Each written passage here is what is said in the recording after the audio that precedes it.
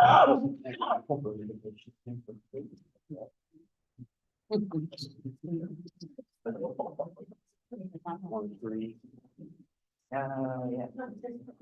I want to go on a South Pacific cruise. They got like Fiji and Australia and Hawaii, and New Zealand, and Marshall Islands, all those. It's like a 3-month cruise. I can handle that. It's cheaper than retirement home, so What's that? it's cheaper than retirement. You get health insurance.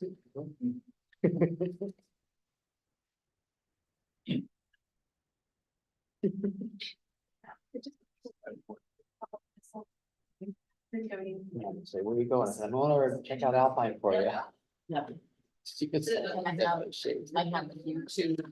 Yeah. I have a recording. The mom is right around the corner.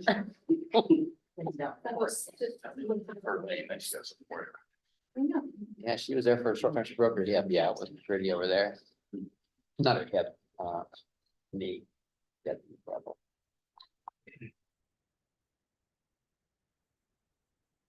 Mike is red.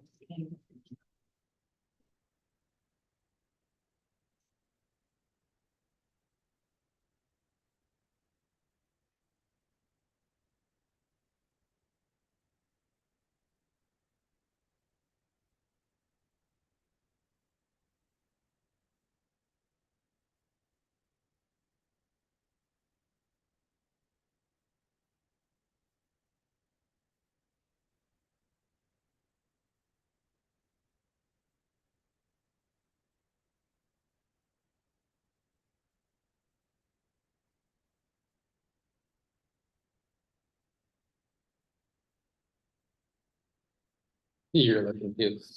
Good evening. Welcome to study session of April 9th. Donna, will you do a roll call, please? I will. Councilmember Blush, Here. Councilmember Sherman, Here. Councilmember Gutierrez, Here. Mayor Here. Deputy Mayor Schmidt. Councilmember Stearns is joining us via Zoom. And Councilmember Gilmore. Here. Thank you, Donna. You're welcome. At this time, I'd like to turn the floor over to Deputy Mayor Thank you. Joe Schmidt. He has a statement to make. Yeah, hey, so we all run for city council. We have big hopes and dreams that we're gonna solve all of the problems of Sheldon and fix them all, once we're elected. And then we get elected and reality kind of kicks in and we learn just how hard that is and how difficult, a battle we kind of have to fight to just move the needle a little bit, here in our community. But running for office is a really unique, opportunity to kind of shape growth, solve problems, and advocate for people who don't have a voice or not much of a voice in our community. I've absolutely loved the opportunity to serve as a city council member in Sheldon. I feel like I approached it with a high degree of dedication and commitment, probably a little bit too much at times, which kind of is leading me up to where I'm at today. Overall, I find myself kind of at a little bit of a crossroads, recently, especially, mostly where, my values and the values of, the community and the council, aren't fully in line, but that's okay. Because I think the other thing is when you're in a leadership position, it's important to realize, when it's time to step down and pass it on to somebody else, and hope that, their drive and motivation carries on and fresh set of eyes or brains on a problem, actually move the needle a little bit further. So as such, I am choosing, to step down, effective tomorrow. A lot of gratitude, feeling very humble.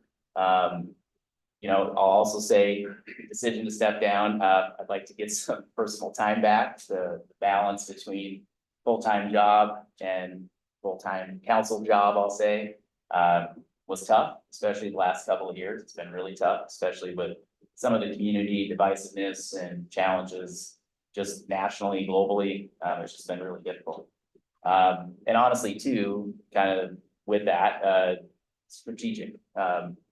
Turning out for these positions, I wasn't intending on running for a third term. And turnout for people wanting to run for this is seemingly lower and lower each time. So the thought of stepping aside sooner than my term ending is somewhat strategic. The next person will get appointed, go through an appointment process, which is an open public process. Hopefully they'll like it and stick with it and get to know the job well and run for the position when the time is right. And again, it gives the community a good step, and not through a campaign process, but a nice open public process to select the next candidate. I want to thank the staff, Mark. Obviously, you know how I feel about the leadership team, but Donna, Mark, JJ, you guys are great. The millions of dollars in projects that we've completed in the last 6 years are incredible. With the staff, we didn't give you any extra staff, we didn't give you any extra revenue, but you guys pulled off some amazing feats, and I'm impressed, and I firmly believe we do it better in the small city than any of the other 250 something cities in Washington State. There's a lot of work left to do. And I'm confident now that the city is actually on a good course. We have bumps in the road that are definitely going to hit. We're looking at budget problems every other year, it seems like, but we got good people, and like I said, I'm confident that things are going to go well. And to whoever comes on next, my big word, it's not a popularity contest, as much as it seems like it is. You're gonna have to make tough calls. You're gonna have to piss off friends and family members, or we're not gonna get anywhere. There's gonna be those moments, and it's just gonna happen. Stand by your convictions, stay true to yourself in the community. And again, I'm very thankful for the time, and looking forward to moving on to other things and spending some movies in the park nights as opposed to other things. So again, thank you guys very much, and see you around. Right. Well, Joe, I'd like to thank you for your service. We've been working together for 6 years on the council, 2 years mayor and deputy mayor. Yeah. We've not always agreed on issues or how to solve an issue, but we definitely respect each other's decisions, and sometimes we convince each other that our idea was better than the other, and I really appreciate that and respect you. I don't want to offend anybody, but I don't think anybody comes more prepared than Joe for a meeting. But I really appreciated working with you, and that's a big thing to fill. Thank you. So, I'm gonna miss a lot of your questions. yeah. A lot of your questions help me see things that I wouldn't have even known to ask before, and I will definitely miss that. You've just earned my respect for the past 2.5 years that I've known you, every day. And I've learned to trust, your information and what you bring. And, I hope that I can somehow, bring as much truth and thoughtfulness as you did to the position as you did. Thank you. Joe, you brought humanity to politics for me, believe it or not. You came from New York like I did. So you remember that those were just talking heads on the TV. And then when I came here and met that there was actually a real person that was running for office, that's why we went out there and waved signs with you. You know, you were a real person. Once upon a time, me and my kids were all out there with you, remember? That's right. You know, we didn't know what They were little then. They were really little. right? Oh, yeah. We had a whole bunch of people out there. It was fun. That's right. You know, we didn't always agree on everything, but you know what? I tell you what, you stood up and you got a lot done. I appreciate you. Thank you. Thank you very much.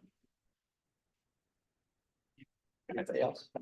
I mean, we haven't worked together very long, but I've really appreciated the knowledge that you brought to the council and how prepared you've always been. You always are 100% in everything. I think that's going to be something that's really missed. So I think, but as the mayor said, huge shoes to fill. So very much.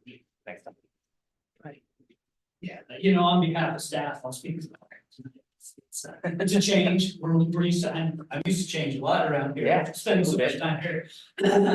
But we're pretty resilient, staff, because of those changes and because of the nature of local government. You redirect, you keep, you know, or you keep moving forward and keep marching forward. That's what a couple of things Joe talked about. We've got a great staff here. for the betterment of this community. That doesn't change whoever see it. I will say that, the proactive, pragmatic, nature, and approach that Joe has brought to this position has really been a benefit to the city and to staff. Part of it is his background, his current position. It's a different beast, right? This is unlike any other. It's different than anything else anybody's ever done is working in local government. Till you dive into it for a few years, it's hard to really imagine what it takes to do things for making successful in the last few years. We would say with love.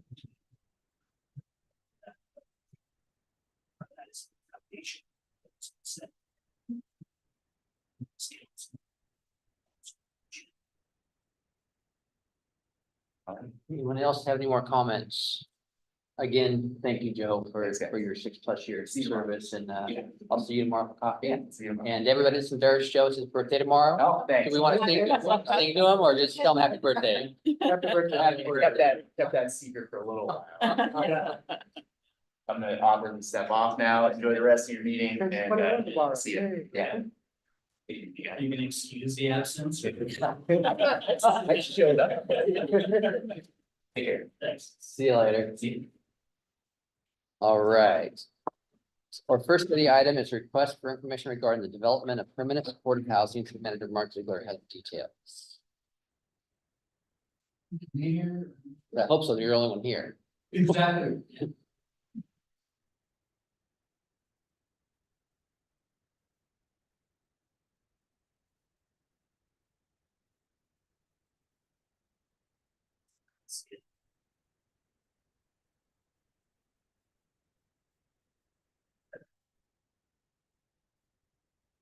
Okay, thank you very much.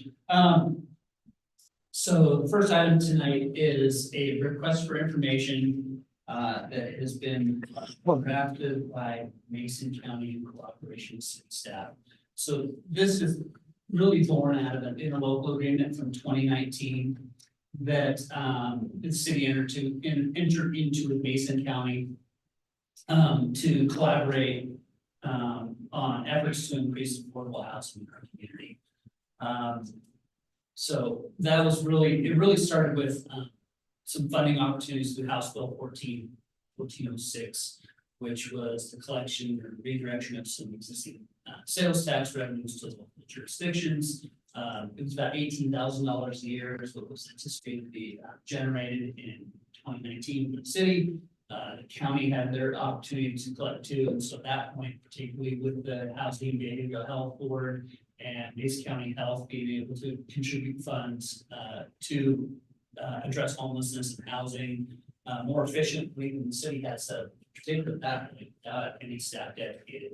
We entered into that interlocal agreement to allow the county to collect those funds, pool those with theirs, and distribute those through efforts that are advised by the Behavioral Health and Housing Board that the mayor sits on right now. So this RFI is kind of born out of that project. This is an opportunity to seek information for permanent supportive housing within the area. It doesn't necessarily have to be the city, can be, but certainly this type of housing, usually apartment complexes, need the urban services that are possible in the city limits or close to the city. So it's more likely that it's located fairly close within the city or close to it, where there's urban services.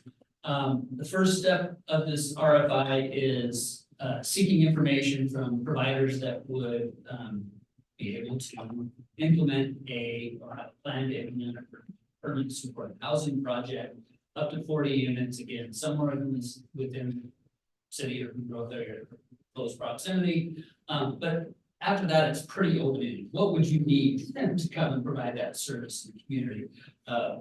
That RFI would be accepted, and then we would review in partnership with the county, Behavioral Health and Housing Board, those requests for information, responses for the request for informations And then, a request for a proposal will be sought from that corporation, that individual, most likely group, entity, to further refine what kind of project that might look like.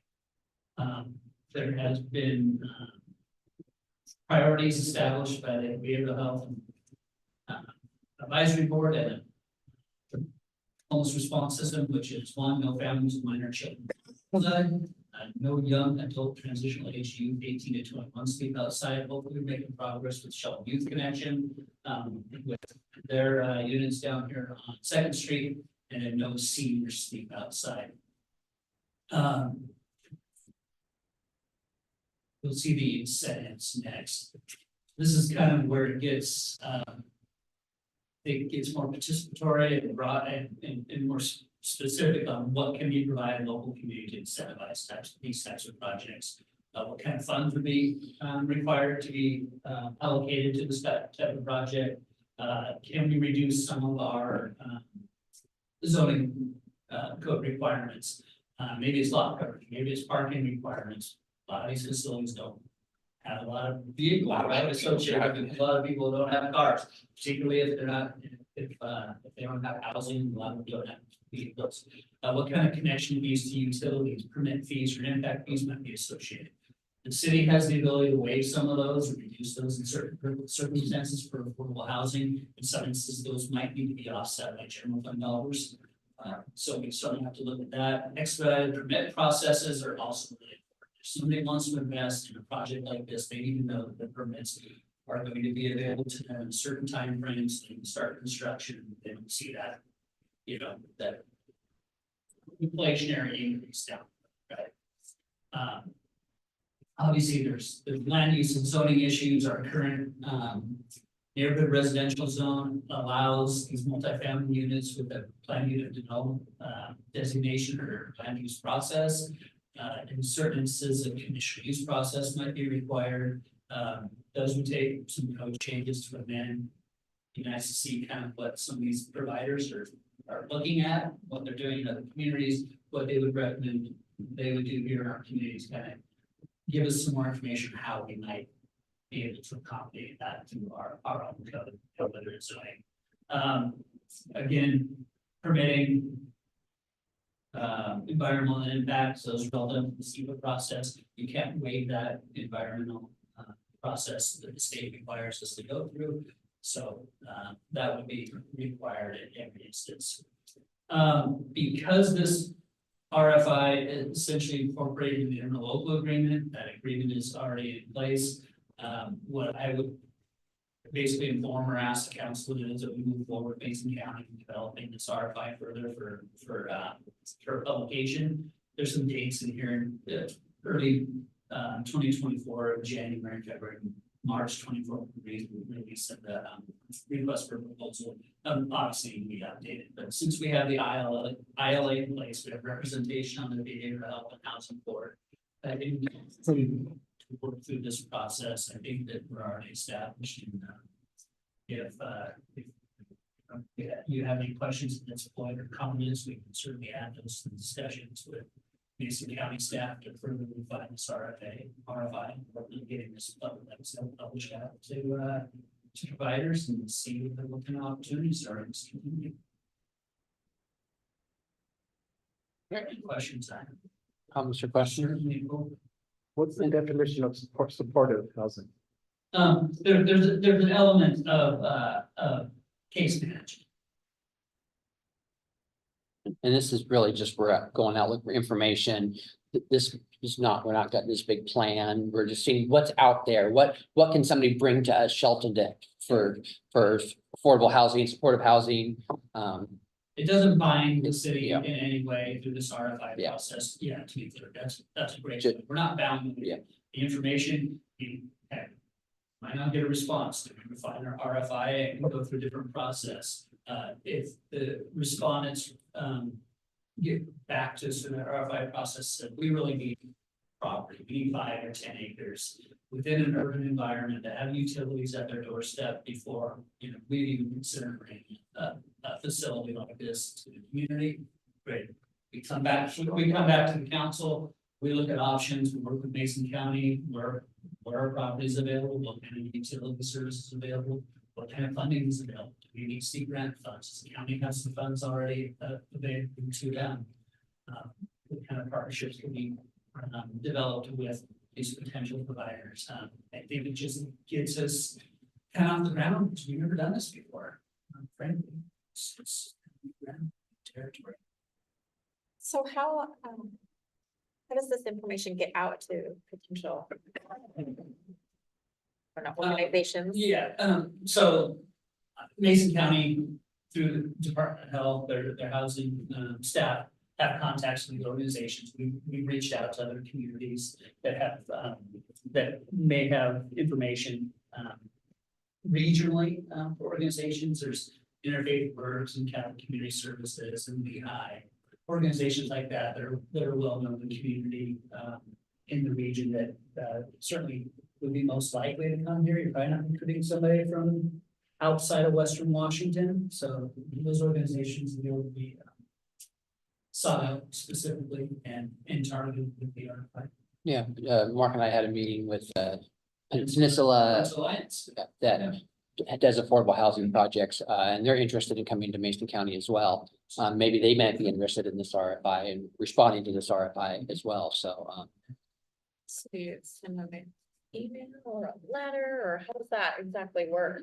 Yeah, you find the contact and most likely it's an email with this RFI specifically attached, so the instructions on what we would want to see in a response. That would fit into the art. Yeah.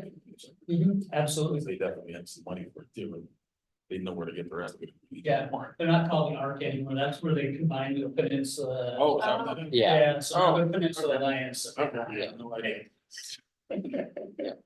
But yes, Management. absolutely. Their VP of housing was here last week. Met briefly with the mayor and I, and that's specifically why they visited the community, is see what kind of opportunities were to provide housing for individuals with disabilities. They have a 30-unit complex in Bremerton right now that they own, manage, and operate, and they're looking to expand their services into Mason County. Again, a little generic right now. Right. It's a little broad, right? But the hope is that this starts getting refined as we bring partners, potential partners, and individuals that have been involved in these processes before and have waded through these waters. And they can help us kind of refine this to a point where we can get out a request for proposals, get a more refined proposal, and help we're actually able to provide. I think that's facilitate a project that needs, we know the housing is needed. Yep, I'm supportive. So if they do respond, and obviously most of them have experience in this, they probably have already gone to other places. Can we do like a little field trip to go check them out? I mean, maybe not all of us together, but. Yeah, reference check and. Right, just kind of look at it and see, Oh, yeah. yeah, okay. Yeah, I think certainly you want to see how operations are conducted in other communities. Right. That's Yeah. part of the selection. Yeah, just so early in the process, Right. an RFI Yeah. is not anything close to building a site somewhere. Yeah. What we'll do is, we'll provide regular updates to the council. You won't have to necessarily get behavioral health and housing support. So, we'll put together a timeline with some benchmarks and be able to provide that to council. It might be emailed out if there's nothing, it's just informational purposes, but if there's leading up to decision, we'll go through the normal briefing and agenda process with council. If there's going to be any decisions that will be asked of council. Right. I'm supportive. Supportive content. We obviously need housing. so. Member Blush. Supportive of moving. Oh, yes, sir. There you go. All right. Okay, our next item for Mark is the council protocol manual.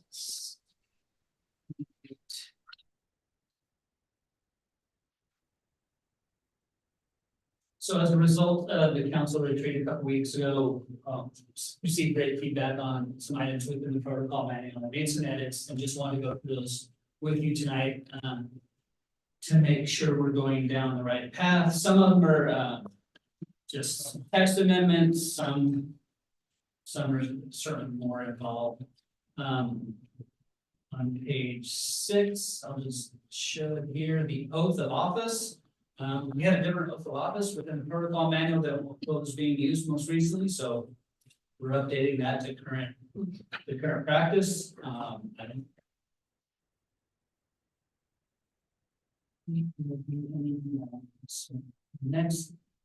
Next one will be on page 17.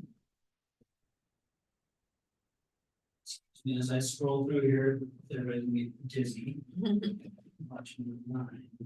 The mails and deliveries 3.04. Just again, some text amendments. It talked about a mailbox located at the entrance to the city hall. I went through and changed City Hall to Shelton Civic Center just for accuracy. And just describe the mailboxes that are providing council upstairs. So again, not a substantial change, but we're opening this up, so I thought I'd take the opportunity to make these as appropriate. Page 22.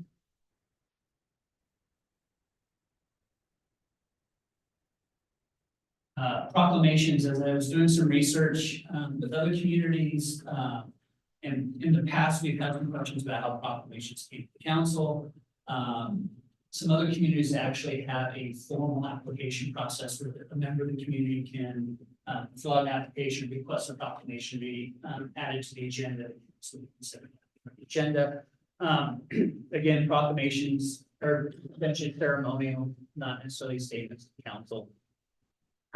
But if this is more of a question for you tonight, if you'd like to have a more formal process and an application. A couple of the applications I looked at were, it asked for a member of the organization or group or individuals that were making the application to attend the public meeting and be present for that. Otherwise, it just asks for your basic information. What the proclamation is, who's writing it, what might be benefit to the community making that proclamation. They can apply, they'll be able to apply for online or something. Yeah, exactly, right. It gives staff a little more certainty in how to develop these. You know, sometimes it's just an email that comes in or, you know, they contact the mayor, but this just gives some certainty and some process. So we can follow that through from the time we receive that, that notice until the actual date where it's on the agenda. Yeah, if there's a standard way to do that, I think that's. Yeah, I don't have a problem with that. Yeah, The current process is just sort of we receive an email or. You got it. right, so this Yeah. kind of streamlines Okay, it. so on that. Okay. Yeah, I didn't really get a phone call like from, and they say, oh, can we do a proclamation? I'll say, send us a sample one, I'll send it to Mark, Yeah, Mark, exactly. Donna will. So now we'll have an like, actual yeah. process, and I think that's probably better to do it that way. I'm supportive of Hijacked me. an application process. Somebody hijacked it. Page 28. We talked about remote attendance at the retreat. And one thing we talked about is being on video, and it wasn't necessarily important that council members being on video for remote attendance, other than potentially if there's a vote. And and then we require a roll call if somebody is remotely. So that's the changes I made to this section 7.08. Yeah, any other? Okay.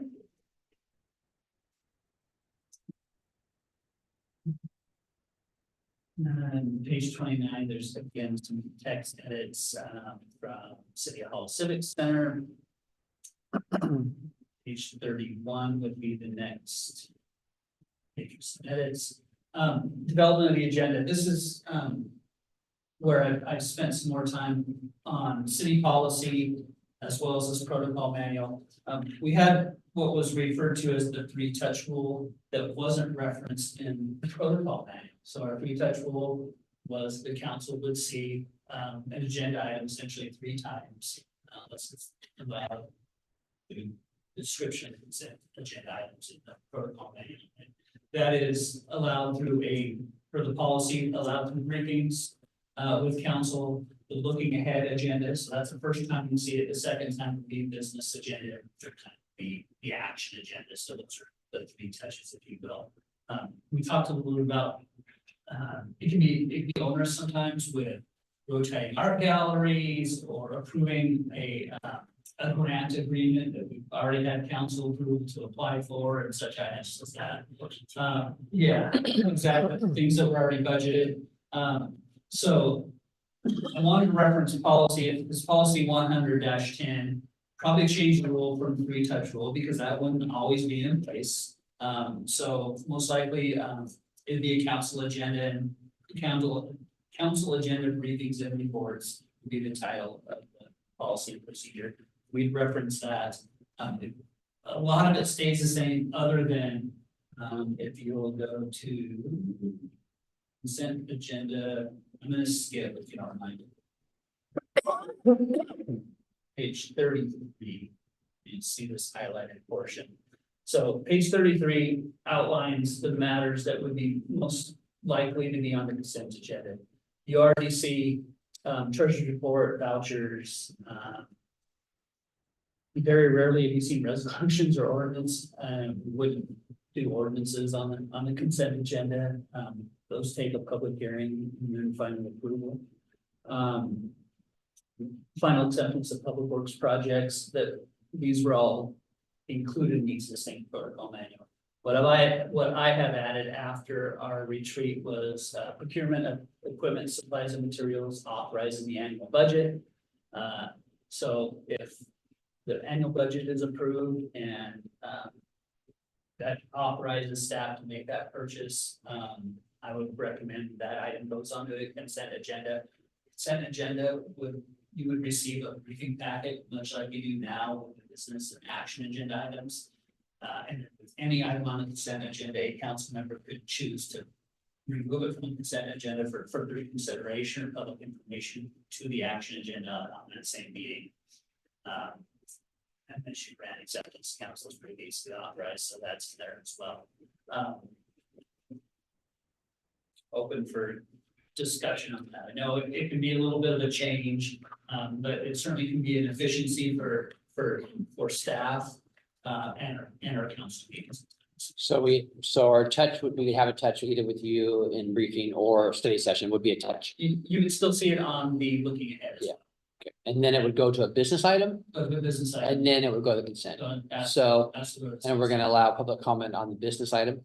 No, yeah, we'd allow comment on the action agenda only is what we discussed. So we would be pulling it off then to, if people want to make comments. So So, the action agenda, and then you have public comment for each action agenda item, correct? Much as we do now. okay, I just got lost again. That's fine, sorry. So, okay, so we have the business item. And then the motion is, I'd like to move this to the action agenda for the next week or 2 weeks. So 2 weeks comes and we have it on the action agenda or the consent agenda, then it's a vote. If there's no discussion. Unless So- removed by one council member. Yeah. So when does the public get to comment on that? On consent agenda, we don't, On this, on that issue, period. during general public comment would be the opportunity.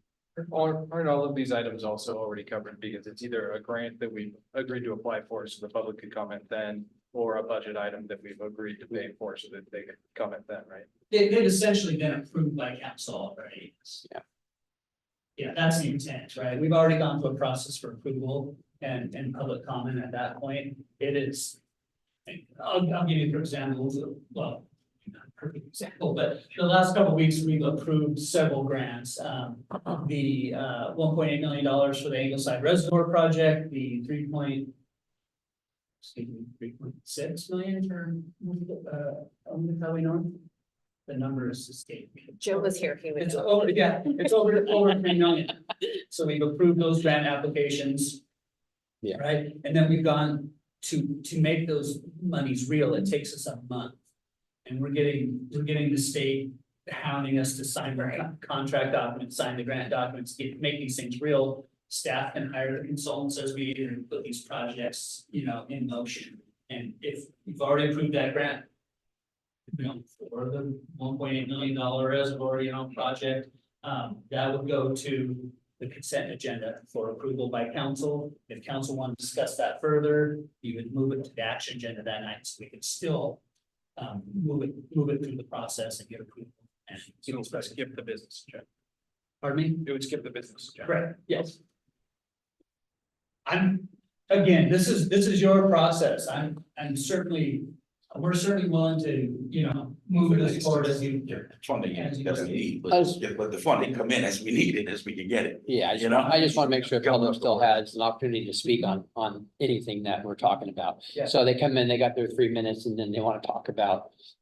They want to talk about the $1.9 million water project, and that's it, 3 minutes, boom, done, and we move on to the next item. Okay. Okay, because now we say any item that's not on the agenda, you can talk about. Now it'll be any city business item you can talk about. It says any, it Okay. says, actually, the open public comment is any issue you put before the council. It's not on the agenda. Okay, Is how our public comment descriptions. so we'll be changing that because now we're gonna not allow public comment on action or business, or there is not. No, action still has, every item has a public comment portion. That's not changing. But if we're moving stuff to the consent agenda, at what point are they talking about that? They're not. And there's no change, right? You approve vouchers without public comment. No, but we have business and we have action and and now we're getting rid of action on some items, so the public doesn't have a chance to comment on a business item. So that's what I'm talking about. Is public comment, we've talked about moving public comment to the beginning. Will that Yes. be before we approve the consent agenda? That's the question tonight, yes. Is it gonna be before or after consent agenda? We've had it two different ways, I think, when I look back at here at the city. Right now, I moved it in front of the consent agenda, as you see here, but that was part of the discussion. Do you want it before or after the consent agenda? So there's an opportunity to talk about it before. If we move it Consent before the agenda consent items. agenda and people are talking about it, that would give us a good reason to move it to action and open up the discussion more. Right. Yeah, that way. That gives it- Pull it off, like you right, said. yeah, to talk to. That makes sense. Yeah, I just want to make sure we're not cutting anybody out. Absolutely. Right, and I completely agree with that, but I also agree with making it flow a little more I mean, efficiently. I mean, I definitely would love to move things faster. You know, we hear something on business and we hear something on action and that's sometimes, well, I already heard that 2 weeks ago, so why am I hearing that again? Right. So I get it. We want to speed that up, but I also don't want to cut the public out. Yeah. Because they might not know, they might watch a meeting at home on a Tuesday and go, oh my gosh, I need to go talk about that in 2 weeks. And then we're gonna say, oh, no, you can't talk about it, sorry. If we believe there's an opportunity for public comment, if it's an ordinance and it's a code, Right. and it's changing the code, that's gonna come to an action agenda, right? Right. It's going to be, Funds, yeah. it's gonna be these, I don't know how to put it, but it's gonna be these process oriented, action, you know, issues that come before council already previously, and it's just affirming those process oriented, issues, so we can move forward. I'm happy to roll this in differently if you like. We can go through the briefing process and make sure you're comfortable with consent agenda briefings before we set. I'm comfortable with the information that I get. I'm all about the public, so Yeah. I'm comfortable with anything that, when you tell me something or if I have a briefing or we have a study session, I'm comfortable. I just want to make sure the public's not cut out of the process. As long as they're not cut out of the process, I'm okay with it. So, I mean, No, it doesn't do that at all, actually, the way it's set, the way he set it up. Because most of what they're talking about is stuff we've already approved, and we've already had hearings on the budget. So people have always had to comment, been able to comment on the budget. Anytime we accept a grant, it's brought up in front of the council. They come in and talk about all that, and then people have the opportunity to make comments there too. So, you know, there's always an opportunity. yeah, I get all that. I just want to just making sure. that- And to be clear too, signing authority for the city manager is $30,000. So Right. anything above that automatically has to come to council. Well, I'd like to change that. Talk about that. Yes, Lower it. we could. Anything over $5. Yeah. It's not correct, because consent is gonna be wrong. Okay, I mean, yeah, I'm supporting trying it out. Let's see how. Yeah, do you understand? Yeah. I wanna make sure. Yeah. that it kind of skipped around. I wanna make sure you're clear of it. what the intent No, is. Okay. I remember. the Okay, discussion. great. So I'll go back to page 32 then, and just grab the general public comment portion from later in the agenda. This is actually showing the agenda. And moved it up. Past behind council reports and recognitions before the consent agenda. So there's opportunity to make any comments on anything on the consent agenda. Has to go there, so that's fine. It has to go in front, so. Okay. You guys, Absolutely. what's that was before? Great. Yeah, moving the discussion to the end of the meeting, the theory back then was so people could, at the end, maybe the council could answer some questions. You know, people would have questions about the whole agenda and the council could answer, but we really never really kind of got to that, so. I remember We that. tried it and that's, I mean, we Yeah. gave it a shot. Yeah, Right? so I don't mind being in there. We had public comment after every item on the business agenda and the action agenda Yeah. at the same time as well. You know, and it didn't get taken advantage of very often. Sometimes it did get taken advantage of. It really was productive. You know, we want to make sure we're productive and we answer to the public. So we'll do our best that our agenda briefings are comprehensive. They have the information available to council and the public prior to the meeting. Like these our agendas are available a week prior to the meetings, and posted on the city's website, so they can decide at that point. Happy to see, you know, questions. I can be sought out for questions regarding that agenda. If it's something that comes up on the consent agenda that you know, is of concern to the public, I'll certainly let council know, and we can take the opportunity to put that to the action agenda that night for further consideration and public comment. Great. Down to page 44.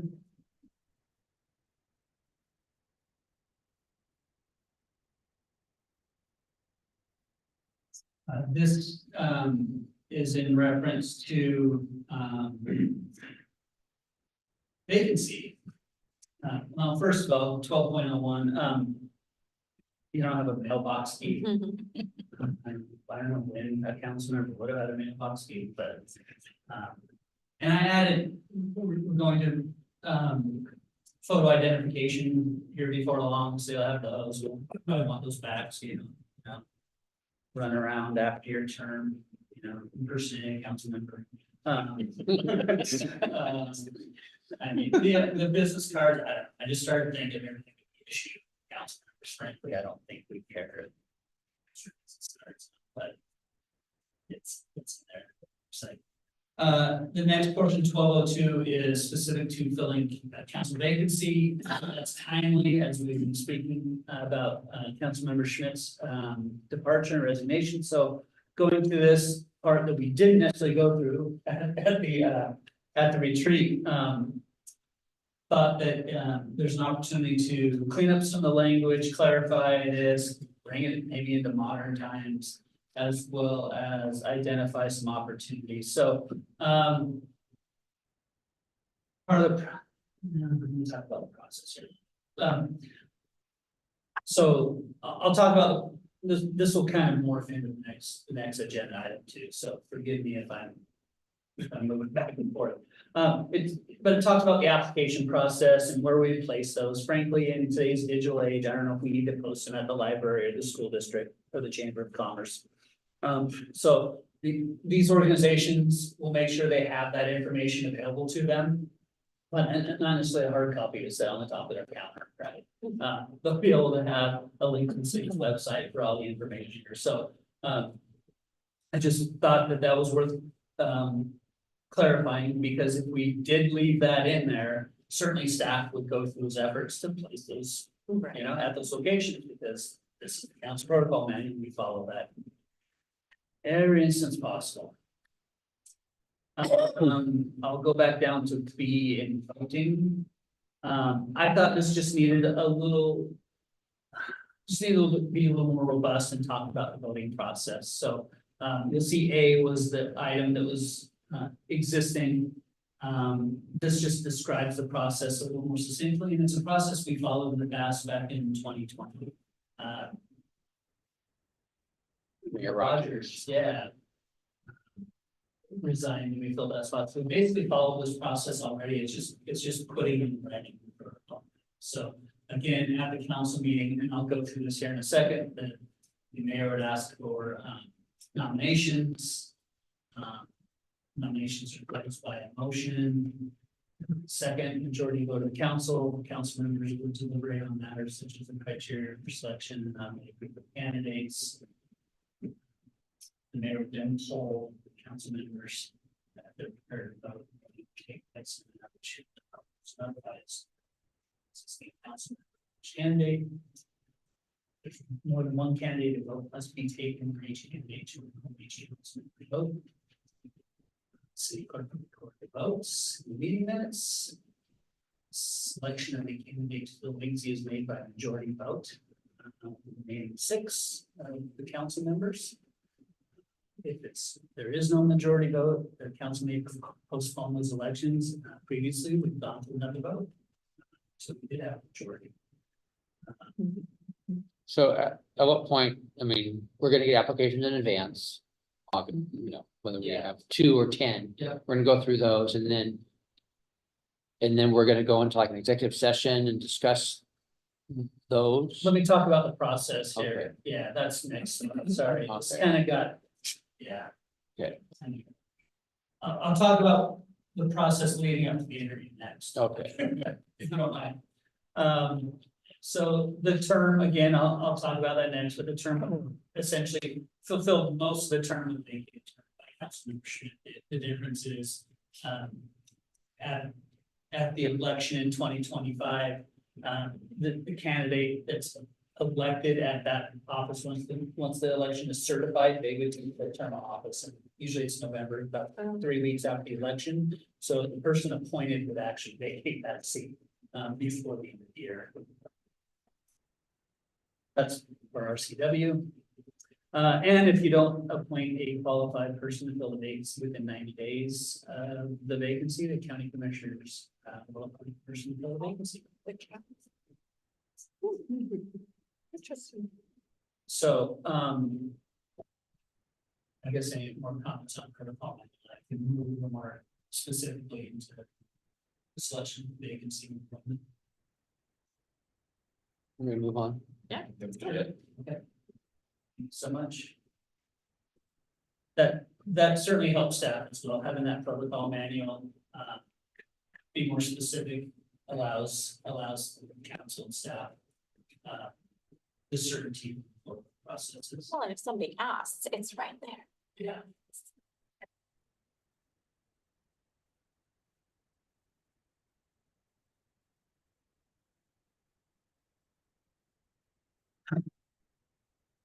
We're moving on. Yeah. So for the record, the last agenda items, Okay. council member appointment process. So as we talked about, we'll have a vacancy within council as of tomorrow.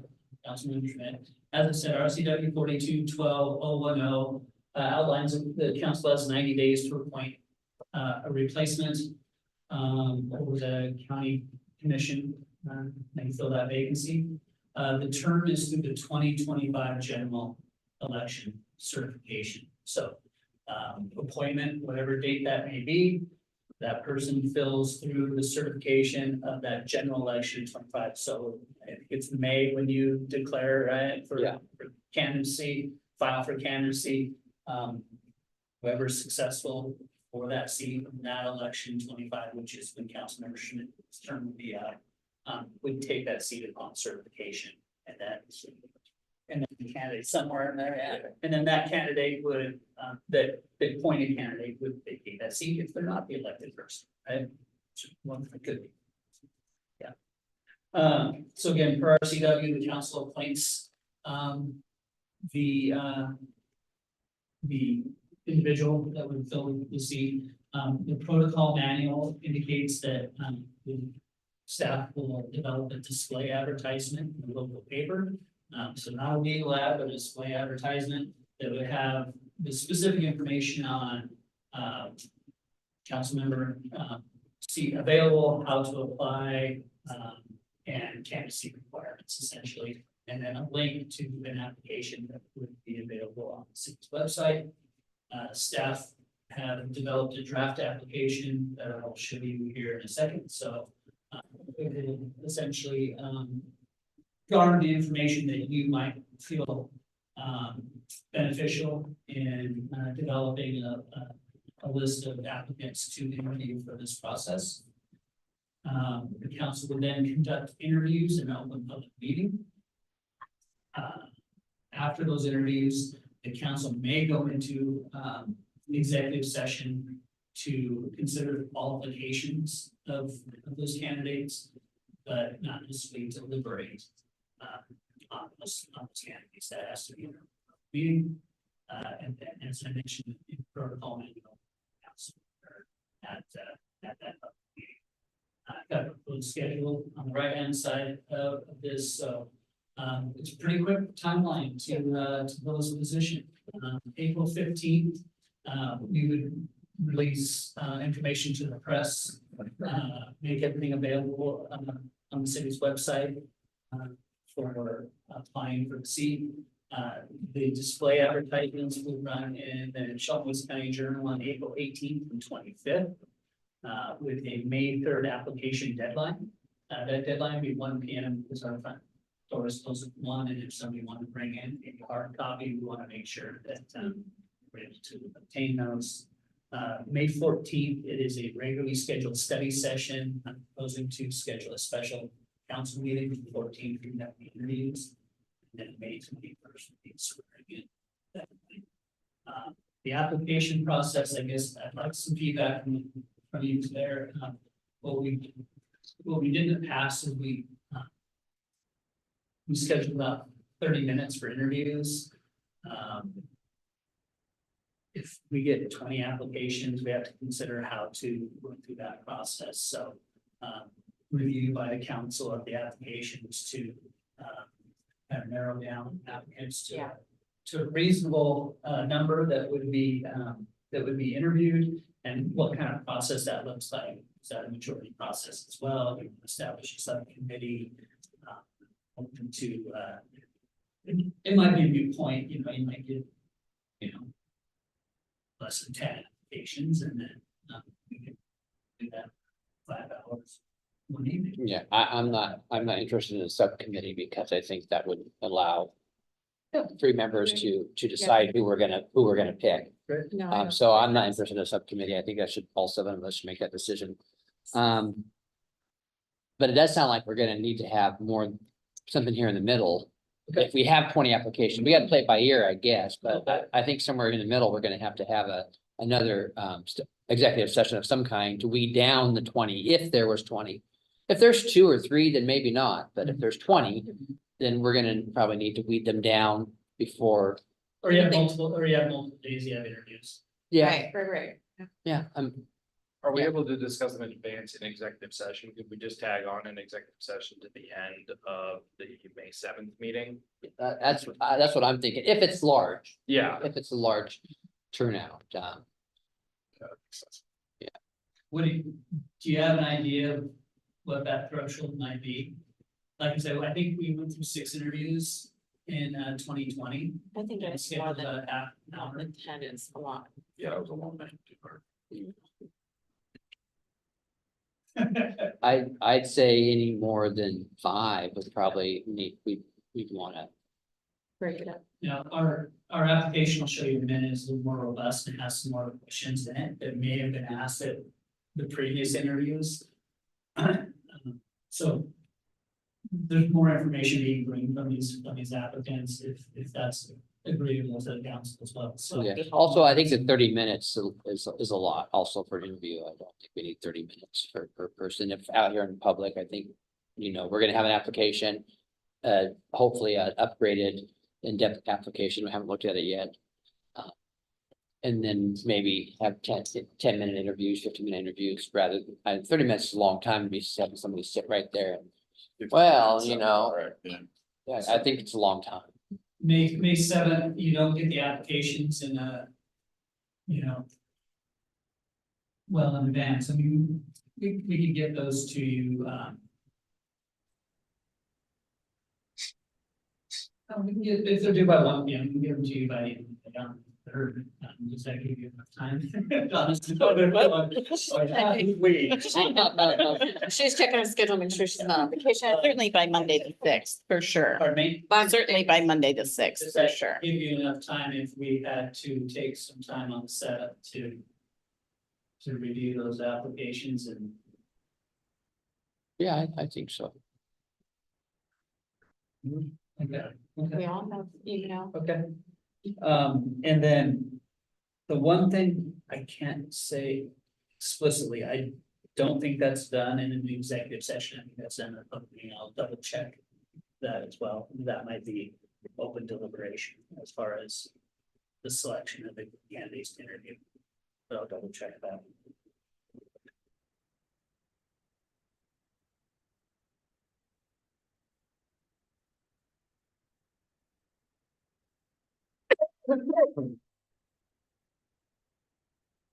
Else on the schedule.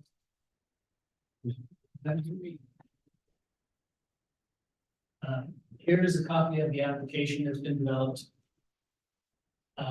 Just a preamble, talking a little bit about, the application process, the deadline. The third paragraph, our protocol manual asks for a question from each council member to be included in the interview process.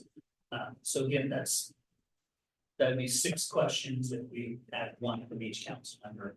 The one thing we did with the application is some of the more generic questions are added to the application. Why do you want to be a council member, right? You should have that up front. That's pretty specific.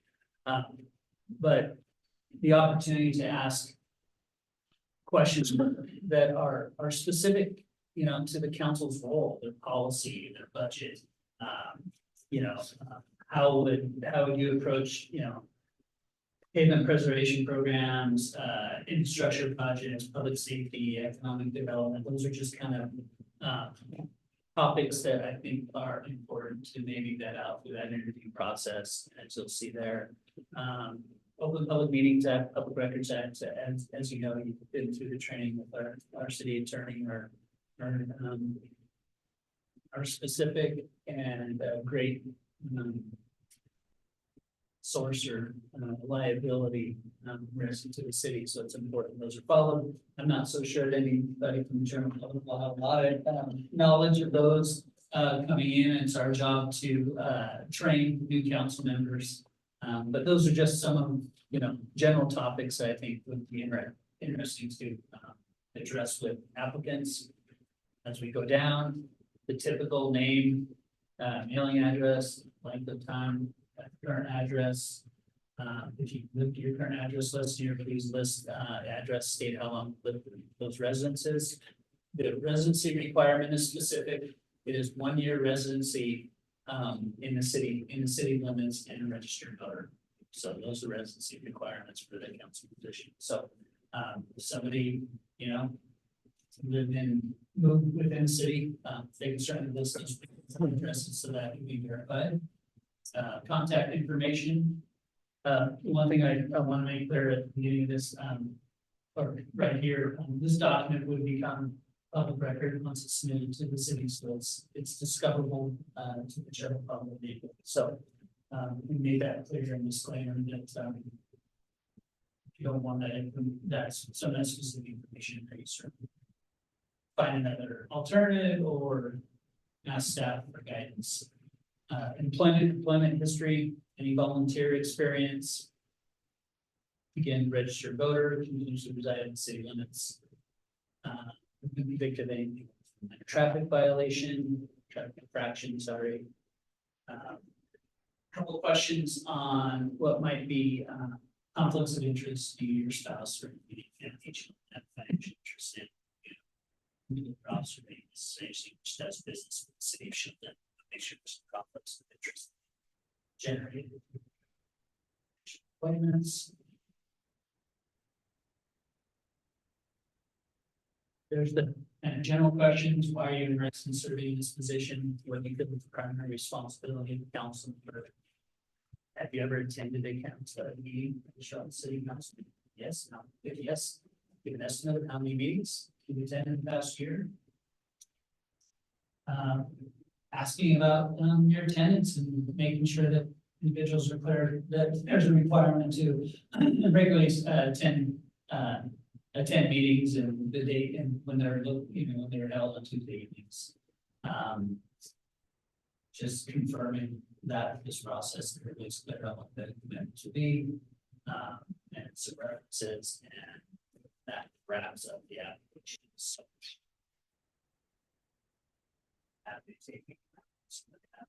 I think application is great. I was wondering about the questions. Can we have more than one or is RCW just one? No, that's our protocol manual. So that certainly could be addressed if. I think it's a time factor. If you have 6 questions, you're giving 5 minutes per, that's, to answer, that's your 30-minute, time frame. So, so up to Council introduction anyway. pardon me, Come in and give an introduction anyway. I think that was how it started. that's certainly part. Yeah, That's what I mean, so come up and do that, that way you get a feel and then you know what you want to ask. Oh, We, yeah. we need to ask the same questions to each Yeah. candidate. We can't deviate from. Oh, okay. So if I were to ask a question, I'd need to ask it to. Correct. Are they all in the room at the same time? They could be, yeah. But actually, no, we want to keep this, so they don't have the questions. Right, that's what I was, if, Sorry, yes. okay, I was like, if they hear this person's answer, then they could just piggyback. Yeah, and then we'll have some communications, we'll ask. And it's gonna be a lot of an honor system not to follow online. Question and answer are going, so it's fair, it's unbiased. We all sat out there together last time, Yeah. at the same table, so wasn't anybody looking. Yeah, exactly, yeah. No cheating. Yeah. Obviously, I can ask for questions over the next week. Receive those questions from council members, provide those back to you for review. If you want, it's up to you. If you want to send up more than one, we certainly can provide a comprehensive list and then make a decision on how many it's, Well, I'd be more interested in them answering a question that we asked them and then maybe as a follow-up question. and that's fine. From somebody, of course, we have to ask that from everybody after that, but, because there may be some, Not necessarily, you can ask for clarification or follow-up based on the answer they provided, but you have to start with The the basic first question. question. And certainly you have limitations, you can't ask about marital status. Yeah. Age. Age, income, and we'll provide that. no, I'm more That means- interested in if I didn't get quite the answer I wanted a little bit more, So, being able to ask that, absolutely. so. Yeah, that's really common, sometimes the answer's there, you're trying to pull it. Mhm. From a prospective candidate, throughout the city. Yeah. Various, whatever position that, you kind of know, because you've read their application, you've read their resume, there's some answers in there. You may not have answered it, that's, as completely as you would have thought, so you can certainly add a follow-up about whatever the topic may be. I think the application's great. Any other questions on this? Yes, not. Okay, so I'll make sure and reach out about questions. And then, I'll gather more information regarding the, selection. Deliberation or selection of the applicants based on the application process. And we could schedule appropriately, for May 7th, sometime the council need to consider that. Yep. If necessary, stay on the schedule that's proposed. We certainly can move that down a week if that's so warranted, make sure that we allow ourselves enough time. Yeah, we definitely want to pick our own council. Like, yeah, that's in, Whatever happened? no, well, it could, if, Well, we only- like, so if, here, we've only had council. yeah, if like four of us got ten grants together, Oh. that the county would pick the 4 positions, I think.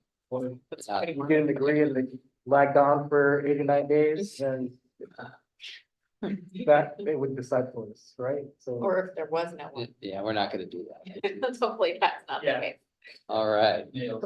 Council have any new items for discussion tonight? Did we work on think about that dog? I've got, yeah, if you don't mind discussing Oh. that a little bit. I don't, that's my idea. So, Mr. Mayor, at last week's meeting, brought up adoption fees and made a donation